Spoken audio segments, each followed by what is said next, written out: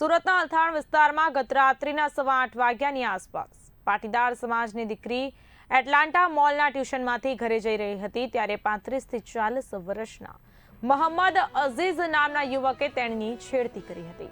સગીરાએ ચીસાચીસ કરતા આસપાસના લોકો તાત્કાલિક દોડી આવ્યા અને આરોપીને રંગે હાથ ઝડપી પાડ્યો હતો। રોષે ભરાયેલા લોકોએ પોલીસને બોલાવતા પહેલા જ આરોપીને બરાબરનો મેથી પાક ચખાડ્યો। 112 કંટ્રોલ રૂમની ગાડી આવી ત્યારે પણ લોકોનો ગુસ્સો શાંત થયો ન હતો અને આરોપીને વાનમાંથી બહાર કાઢીને ફરીથી બેફામ માર માર્યો હતો। રાત્રિના સમયે 4000થી વધુ લોકો અલથાણ પોલીસ સ્ટેશનને ઘેરી લેવા માહોલ તંગ બન્યો હતો। પોલીસે ભીડને કાબુ કરવા માટે લાઠીચાર્જ પણ કર્યો હતો। આજે આરોપી મોહમ્મદ અઝીઝ ને લઈને પોલીસ રિકન્સ્ટ્રક્શન માટે સ્થળે પહોંચે તે પહેલા જ પાટીદારો સમાજ સહિતના લોકો મોટી સંખ્યામાં એકઠા થઈ ગયા હતા। અહીં કેટલાક લોકોએ ભાજપ સમર્થનમાં નારા લગાવતા પાટીદારો આગેવાનોમાં રોષ જોવા મળ્યો હતો।